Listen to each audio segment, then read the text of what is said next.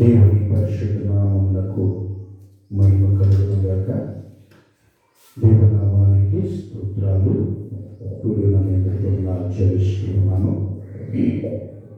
దేవుని వాక్యాన్ని మనం ధ్యానం చేసుకున్నాము. గ్రంథం నుండి పరిశుద్ధ గ్రంథం నుండి ఏప్రిల్ రాసిన పత్రిక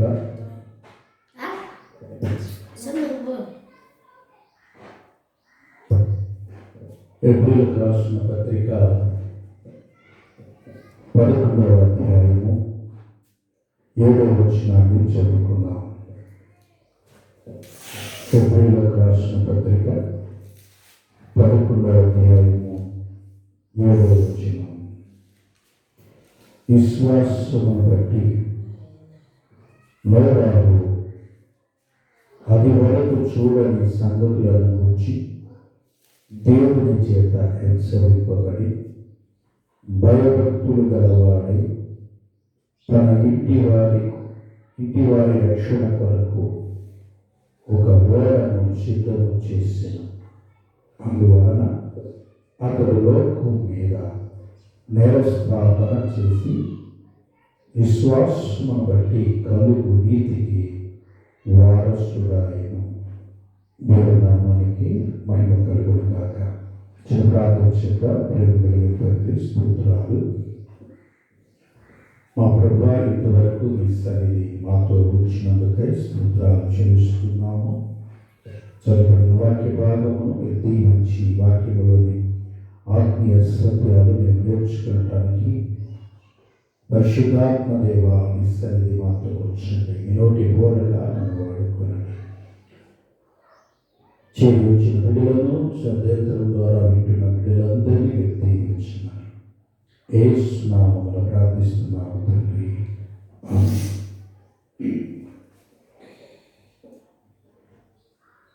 దేవుని నామానికి మహిమ కలుగునుగాక.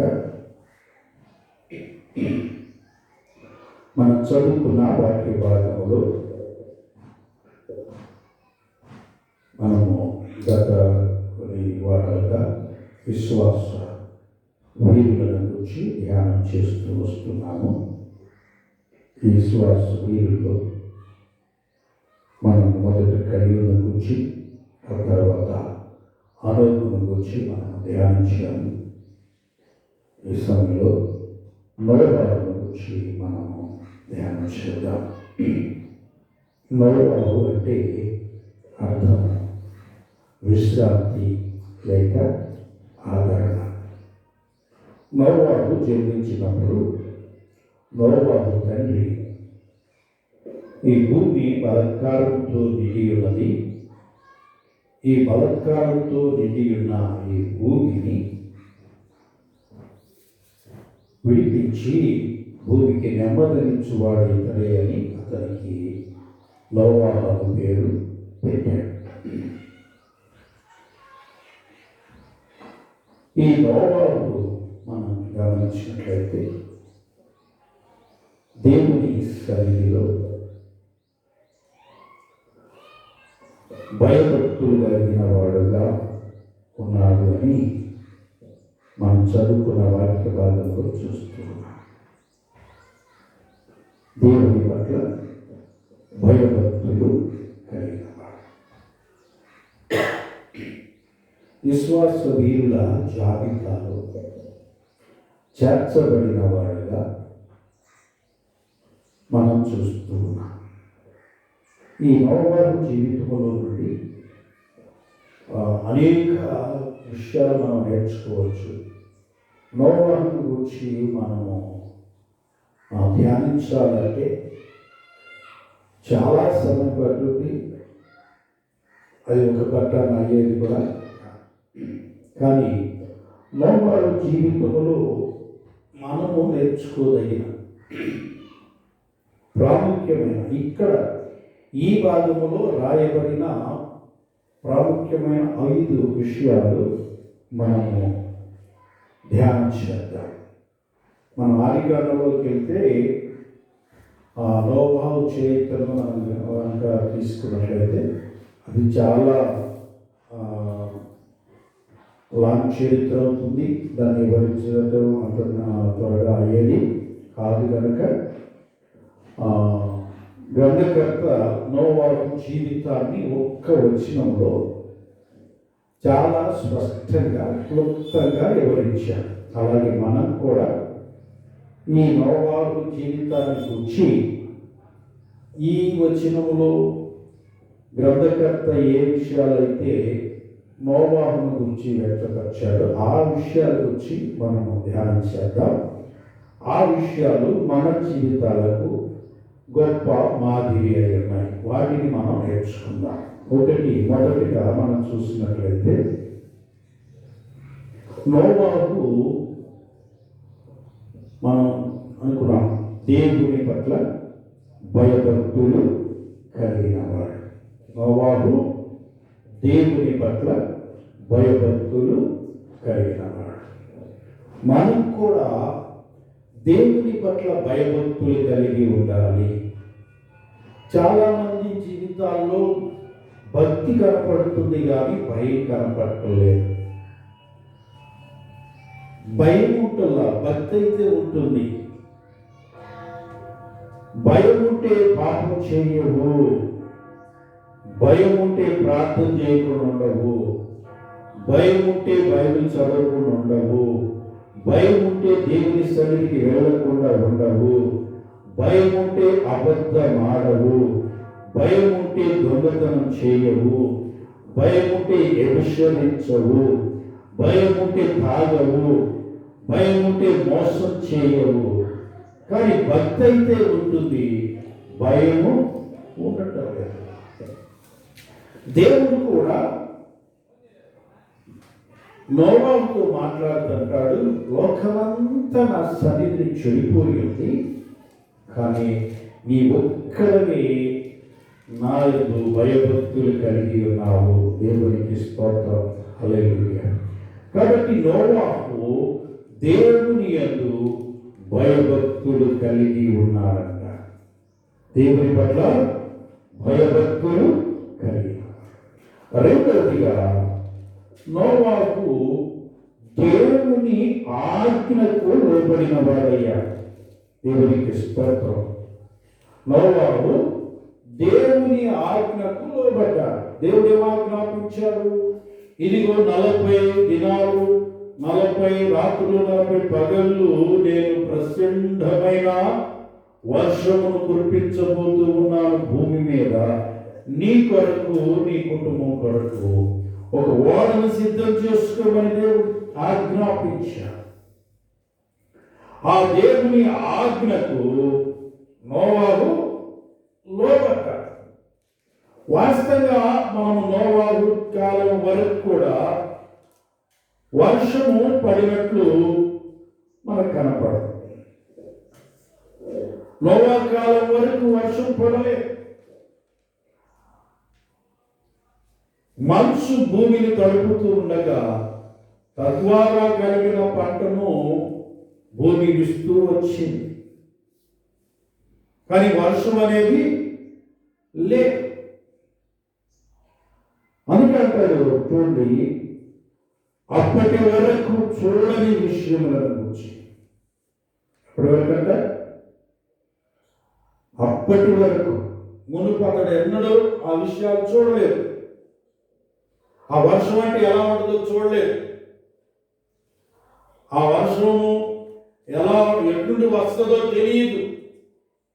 అసలు వర్షం అంటే ఏంటో తెలియదు.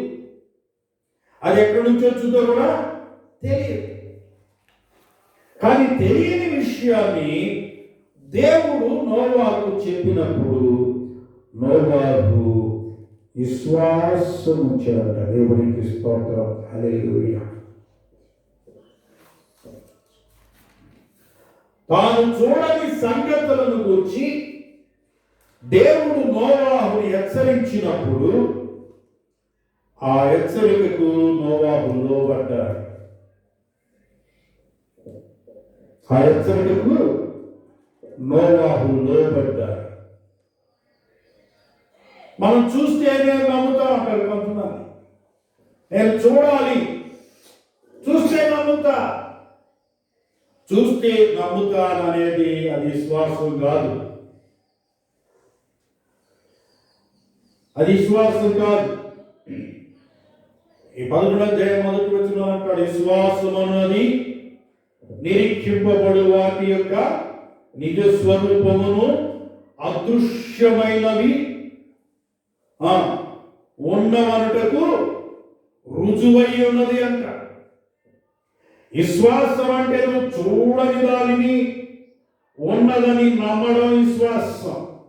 చూసిన దాన్ని నువ్వు నమ్మేదేముంది? చూసిన తర్వాత అది నువ్వు కుక్కను చూసి అది కుక్క కాదన్నా కానీ అది కుక్కే అవుతుంది.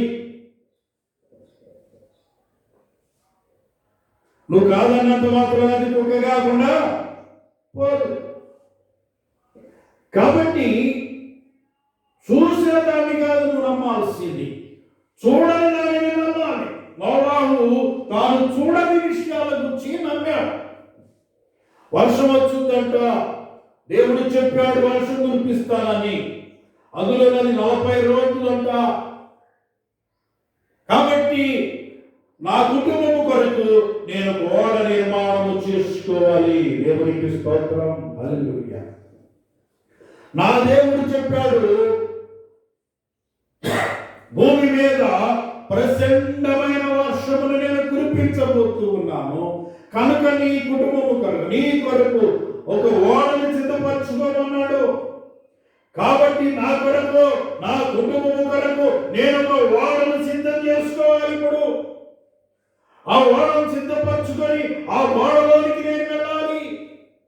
నాతో పాటు జీవరాశులన్నిటినీ ఓడలోనికి తీసుకొని రావాలి. దేవునికి స్తోత్రం, హల్లెలూయా. ప్రియ సహోదరా, సహోదరి, నీ కొరకు, నీ కుటుంబము కొరకు నువ్వు ఓడ నిర్మాణము చేస్తూ ఉన్నావా? ఓడ నిర్మాణము చేస్తున్నావా? ఆ ఓడను నిర్మించుకుంటున్నావా? నీ కొరకు ఓడ నిర్మాణం చేసుకుంటున్నావా? నీ కుటుంబం కొరకు ఓడ నిర్మాణం చేసుకుంటున్నావా?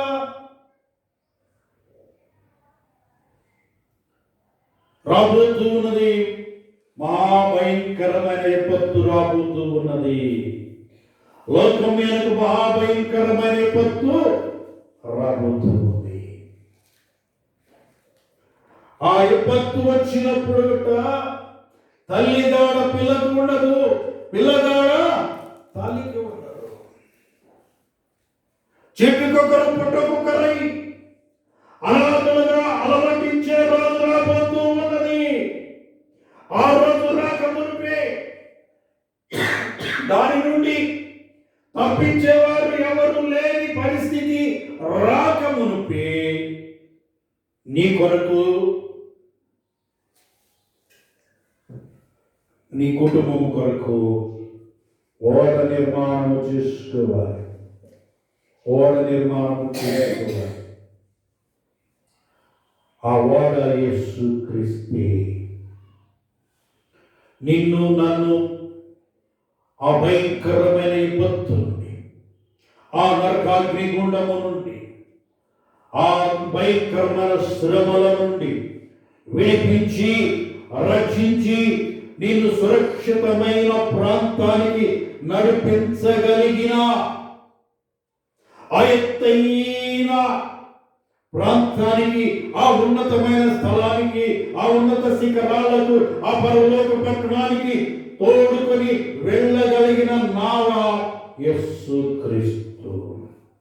ఆయనను నీ రక్షకుడుగా, నీ కుటుంబ రక్షకుడుగా నీవు నిర్మించుకోవలసిన వాడవై ఉన్నావు.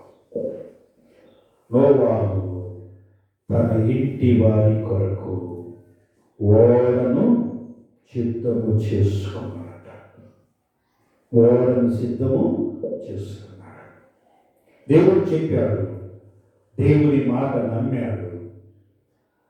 నన్ను ఏం చేశాడు? నాకు నమ్మకం ఉందండి, దేవుడు రక్షిస్తాడులే అని ఊరుకోలేదు. కొంతమందికి దేవుడు రక్షించవచ్చు కదా అని ఈయన మేరకు కూర్చుంటారు. అంటే మేరకు నువ్వు కూర్చుంటే నీవు రక్షించడానికి దేవుడు ఉంటాడు.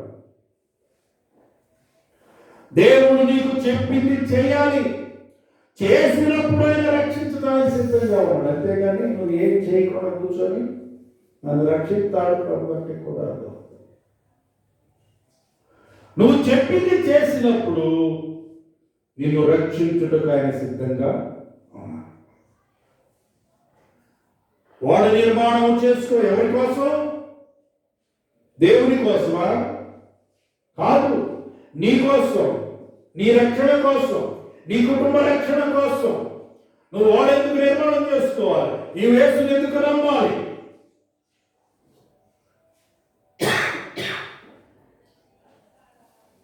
యేసు ప్రభుని ఎందుకు నమ్మాలి? ఆయనను నీకును నీ కుటుంబానికి రక్షకుడుగా ఎందుకు ఏర్పరచుకోవాలి? ఆయన కోసం కాదండి, ఆయన కోసం కాదు. నువ్వు ఏర్పరచుకున్నా ఏర్పరచుకోకపోయినా, నువ్వు నమ్మినా నమ్మకపోయినా ఆయనకు వచ్చిన నష్టమేమీ లేదు. కానీ నష్టం నీకు, నీ రక్షణ కోసము, నీ కుటుంబ రక్షణ కోసమే యేసుని నమ్మాలి. హల్లెలూయా. నీ రక్షణ కోసం, నీ కుటుంబ రక్షణ కోసం యేసుని నమ్మాలి. కానీ ఆయనకేదో నువ్వు నమ్ముకుంటే ఆయనకేదో వచ్చుద్ది అనేది కాదు. కాబట్టి నోవాహుతో చెప్తున్నాడు, నోవాహు, నీవు నీ కుటుంబం రక్షింపబడాలి అంటే నీవు ఓడ నిర్మాణము చేస్తున్నావు. దేవుని మాటను నమ్మాడు, ఓడ నిర్మాణము చేసుకున్నాడు. ఓడ నిర్మాణము చేసుకున్న తర్వాత తన ఇంటి వారి కొరకు ఓడ నిర్మాణం చేసుకున్నాడు. ఇప్పుడు దేవుడు కార్యం జరిగిస్తూ ఉన్నాడు. నోవాహు ఓడ నిర్మాణం అయిపోయింది, సంపూర్ణంగా నిర్మించుకున్నాడు. దేవుడు అంటున్నాడు, నోవాహు, నీవును, నీ భార్య, నీ కుమారుడు, నీ కోడళ్ళు, అలాగే ఓడలోకి వస్తున్న ప్రతి జీవరాశిని నీ ఓడలోనికి తీసుకొని వెళ్ళమని చెప్పాడు. దేవునికి స్తోత్రం. నోవాహు తన కుటుంబం అంతటిని తీసుకొని, తన యొక్కకు వచ్చిన జీవరాశులన్నింటినీ తీసుకొని ఓడలో ప్రవేశించాడు. ఓడలో ప్రవేశించాడు. ఎప్పుడైతే నోవాహు ఓడలో ప్రవేశించాడో దేవుడు కార్యం చేయడం ప్రారంభించాడు. హల్లెలూయా. ఏదో కార్యం తెలుసా? ఓడ తలుపులు మూసివేశాడు. నోవాహు మూయలా వాడ తలుపులను నోవాహు మూయలేదు. నోవాహు ఎప్పుడైతే ఈ జీవరాశులన్నింటినీ తీసుకుని ఓడలో ప్రవేశించాడు, అప్పుడు దేవుడు బయట నుండి ఓడ తలుపులు మూసివేశాడు. ఎందుకో తెలుసా? నోవాహు భద్రత కొరకు. హల్లెలూయా.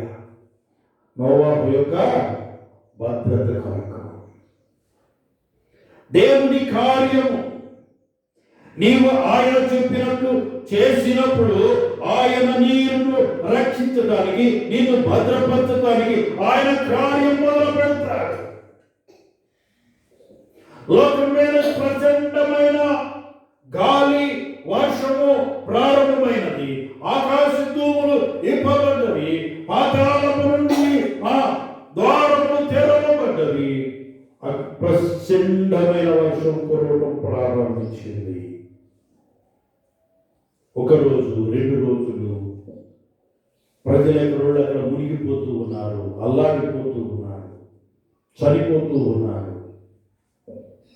వాడు కదిలి బయలుదేరడం ప్రారంభించింది. ఎందరో ఆర్తనాదాలు చేస్తూ ఉన్నారు. నోవాహు లోపల నుండి ఆ ఆర్తనాదాలు వింటూ ఉన్నాడు.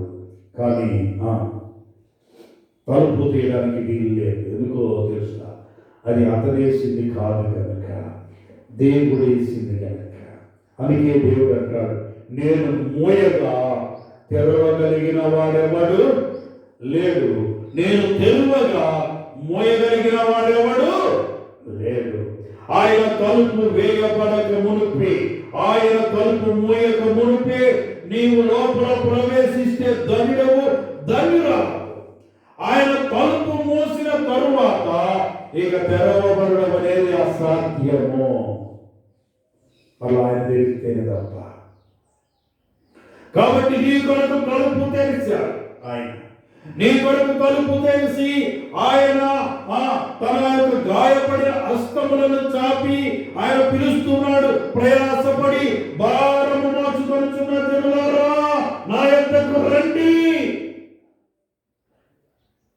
నా ఓడలోనికి రండి, నేను మీకు విశ్రాంతినిస్తాను, నెమ్మదినిస్తాను, సమాధానమిస్తాను. నేను సాత్వికుడను, నేను దీన మనసు గలవాడను. నా యొద్ద నేర్చుకోండి. దేవునికి స్తోత్రం. హల్లెలూయా. ఆయన పిలుస్తూ ఉన్నాడు. నోవా కుటుంబమే వెళ్ళింది లోపలికి. ఒకవేళ ఆ టైంలో నోవా కుటుంబంతో పాటు ఆ పక్కన ఉన్న వాళ్ళు ఎవరో ఉన్న ఓడలో ప్రవేశించుంటే ఎంత ధన్యులయ్యేవాళ్ళు కదా, ఎంత ధన్యులయ్యేవాళ్ళు కదా. రెగ్యులర్గా వస్తాయండి మాటలు. సంఘం ఎత్తబడిన తరువాత అయ్యో నేను కూడా మా వాళ్ళ పక్కనే ఉన్నాను, మా ఇంటి పక్కనే ఉండేవాళ్ళు, ఎప్పుడు వాళ్ళని చూసి అసహించుకున్నాను, దూషిస్తూ ఉన్నాను, వాళ్ళని అలా అనుకున్నాను, ఇలా అనుకున్నాను, వాళ్ళు ప్రార్థన చేస్తుంటే నేను అట్లా అనుకున్నాను, ఎట్లా అనుకున్నాను, వాళ్ళు అట్లా చేస్తుంటారు, వాళ్ళ ప్రవర్తన చెప్తాను ఇదని వాళ్ళకి ఏళ్ళు పెట్టి చూపించారు, వాళ్ళకి అనేక లేనిపోయిన నిందలు వాళ్ళ మీద మోపాను, ఇన్ని చేస్తూ వచ్చాను. కానీ నేను కూడా వారితో పాటు కలిసి ఉన్నట్లయితే ఇప్పుడు నేను కూడా వాళ్ళతో పాటు ఎత్తబడేదాన్ని కదా అని ఆ రోజు అనుకుంటారు. దేవునికి స్తోత్రం. హల్లెలూయా. ఆ మహాశ్రమలు ప్రారంభమైనప్పుడు అప్పుడు అనుకుంటారు అన్నమాట, అయ్యో నా ఇంటి పక్కనే ఉన్నారు కదా, వారు నా కొరకు ప్రార్థన చేస్తూ ఉన్నారు కదా, ఆ ప్రార్థన చేసే వారితో నేను ఎందుకు కలవలేకపోయాను, వారితో కలిసి నేను ఎందుకు ప్రార్థన చేయలేకపోయాను, నేను ఎందుకు ప్రభు నమ్ముకోలేకపోయాను, ఎందుకు నా జీవితాన్ని మార్చుకోలేకపోయాను, అయ్యో ఈ మహాశ్రమల నుండి నన్ను విడిపించేవారు ఎవరని అంగలార్చే దినం రాబోతూ ఉన్నది.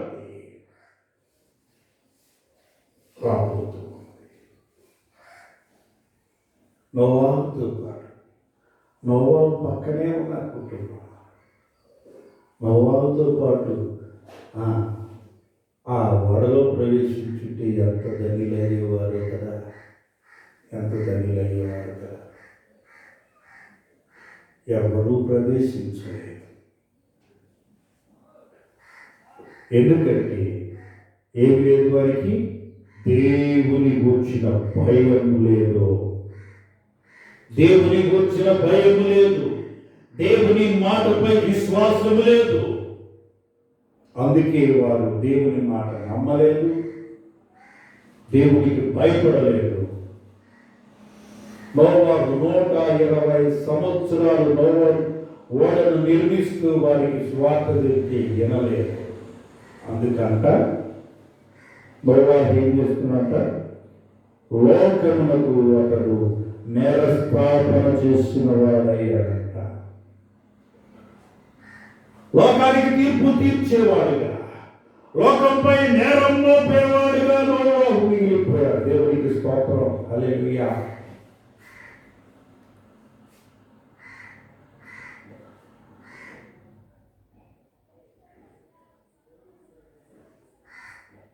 నోవాహు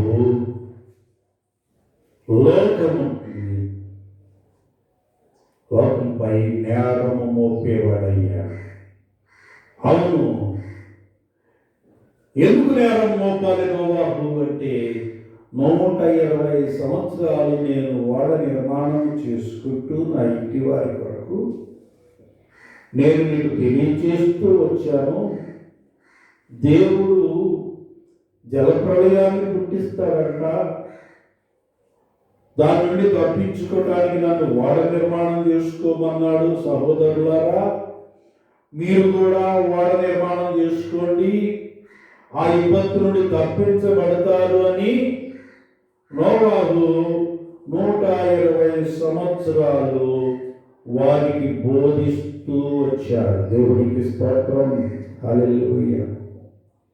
ప్రియ సహోదరుడా, సహోదరి, అనేక సంవత్సరాలుగా నీకు సువార్త వినిపించబడుతూ ఉన్నది, నీకు దేవుని వాక్యం వినపడుతూ ఉన్నది, దేవుని దాసులు, దేవుని పిల్లలు దేవుని గూర్చి నీకు ప్రకటిస్తూ ఉన్నారు, వింటూ ఉన్నావు, కానీ లోబడటం లేదు, రక్షింపబడటం లేదు.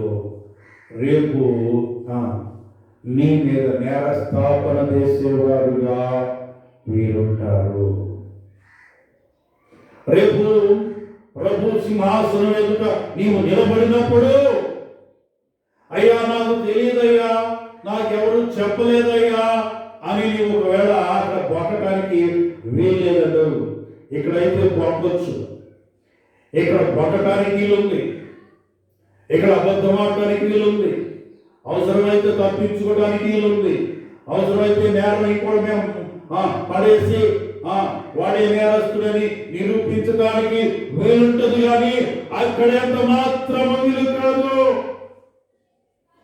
అక్కడ నేను ఎరగను ప్రభువా, నాకెవరు చెప్పలేదు ప్రభువా అంటే వెంటనే అక్కడన్నా దేవుని సేవకులు, దేవుని బిడ్డలు, నేను పలాని టైంలో, పలాని సమయంలో, పలాని రోజున నేను నీకు వాక్యం చెప్పలేదా, నేను వాక్యం చెబుతూ ఉండగా నువ్వు వినలేదా, ఆ రోజు నువ్వు ఎందుకు మారలేదు అని వారు నీ మీద నేరస్థాపన చేయబోతూ ఉన్నారు. నోవాహు ఆ ప్రజలకంట, ఏ ప్రజలకి? అప్పటి నోవాహు కాలంలో దేవుని నమ్మక, దేవుని మాట వినక, దేవునికి లోబడక, దేవుని చిత్తాన్ని అనుసరించక, దేవునిపై తిరుగుబాటు చేసి నశించిపోయిన ఆ ప్రజలు, అయ్యా ఆ జలప్రలయం ఎలా ఉంటుందో మాకు తెలియదు, మేము ఎప్పుడు చూడలేదు కనుక మేము నమ్మలేకపోయాము, అలాగా మాకు ఎవరు తెలియజేయలేదు అని అంటే నోవాహు చెప్తాడు అప్పుడు నిలబడి, ఇదిగో 120 సంవత్సరాలు నేను మీకు బోధ చేశా, 120 సంవత్సరాలు మీకు తెలియజేస్తూ వచ్చా. దేవుడు లోకం మీద జలప్రలయం తీసుకొస్తూ ఉన్నాడు, అందుకొరకు నేను ఓడ నిర్మాణం చేసుకుంటున్నాను. సోదరులారా, మీరు కూడా ఓడ నిర్మించుకోండి అని చెప్పాను, మీరు వినలేదు అని నేరస్థాపన చేయడానికి, సాక్ష్యము పలకడానికి నోవాహు రెడీగా ఉన్నాడు. దేవునికి స్తోత్రం. ప్రియ సహోదరుడా, సహోదరి, నీవు దేవుని మాట లోబడినట్లయితే, దేవుని మాట విన్నట్లయితే, దేవుని చిత్తానికి లోబడి నీవు జీవించినట్లయితే, రేపు నీవు పలికే మాటలు విన్నని వారి పైన సాక్ష్యము పలకడానికి, నేరస్థాపన చేయడానికి నీవు ఉన్నావని గుర్తించు. ఇవాళ నీవు దేవుని మాట వినకపోవచ్చు, దేవునికి లోబడకపోవచ్చు. ఒక రోజున దేవుని సన్నిధిలో నిలబడినప్పుడు నీ మీద ఈరోజు స్వార్థ ప్రకటిస్తున్న ప్రతి ఒక్కరు, నీ కొరకు ప్రార్థిస్తున్న ప్రతి ఒక్కరు, దేవుని మాటలు తెలియజేస్తున్న ప్రతి ఒక్కరు నీ మీద నేరస్థాపన చేయడానికి ఉన్నారని గుర్తుంచుకో.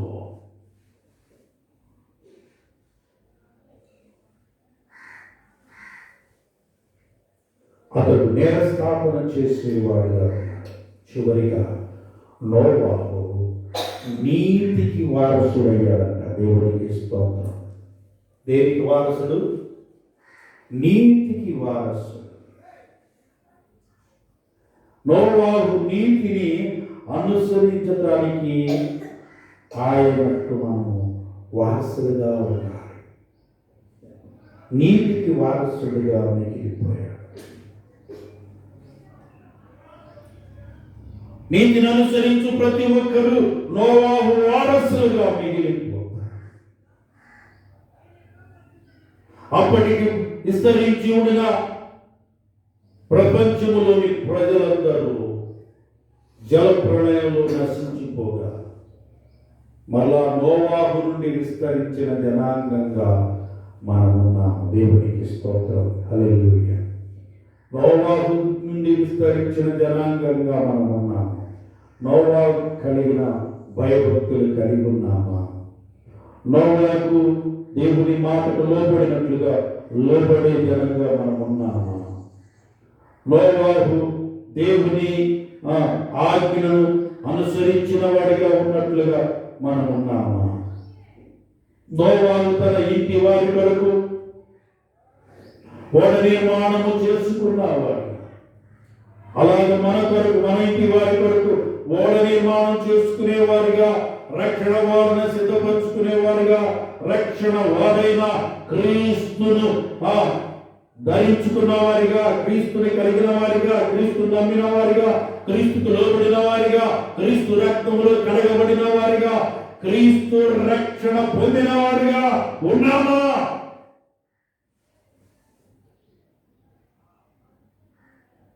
రేపు లోకమునకు నోవాహు నేరస్థాపన చేయువాడిగా ఉన్నాడు. నీ తర్వాత వారికి నీవు నేరస్థాపన చేయువాడిగా ఉన్నావా? నీ తర్వాత వచ్చు వారికి నీవు నీతికి వారసుడిగా ఉన్నావా? ఒకసారి మనల్ని మనం పరీక్షించుకుందాం. వాక్యపు వెలుగులో మనల్ని మనం పరీక్షించుకుందాం. నోవాహు నీతికి వారసుడయ్యాడు. అలాగ నీతికి వారసుడుగా మనల్ని చూసిన వారు ఆ వారసత్వాన్ని పొంది వెంబడించే వారిగా మన జీవితాలు ఉన్నాయా లేదా ఒకసారి పరీక్ష చేసుకుందాం. నోవాహు సంతతిగా ఉన్న మనము, నోవాహు కలిగి ఉన్న వారిని మనం కూడా కలిగి ఉంది. ఆ లోకం వెనుక రాబోతూ ఉన్న ఆ మహా విపత్తు నుండి తప్పించుకుని ప్రభు మన కొరకు సిద్ధపరిచిన ఆ రక్షణ ఆనందాన్ని పొంది ఆ యొక్క నిరీక్షణ కలిగిన ఆ పరలోక పట్టణంలో ప్రవేశించడానికి మనల్ని మనం సిద్ధపరచుకున్నాం. దేవుడి మాటలు దీవించుగాక. ప్రార్థన చేద్దాం. ప్రేమ కలిగిన తండ్రి, మీకు స్తోత్రాలయ్యా. మేము నశించుకోవటం మీకు ఇష్టం లేక మమ్మల్ని హెచ్చరించి మా కొరకు ఓడను సిద్ధపరచుకోమని మీరు హెచ్చరించినందుకు స్తోత్రాలు. రక్షణ వాడైన క్రీస్తుని కలిగి ప్రతి ఒక్కరూ జీవించుటకు కృప దయచేయమని ఎన్న వాక్యాన్ని హృదయాల్లో భద్రపరుచుకుని ప్రతి ఒక్కరు నోవాహు అని విశ్వాస వీరుల జాబితాలో చేరే కృప దయచేయమని యేసు నామమున ప్రార్థిస్తున్నాము తండ్రి. ఆమేన్.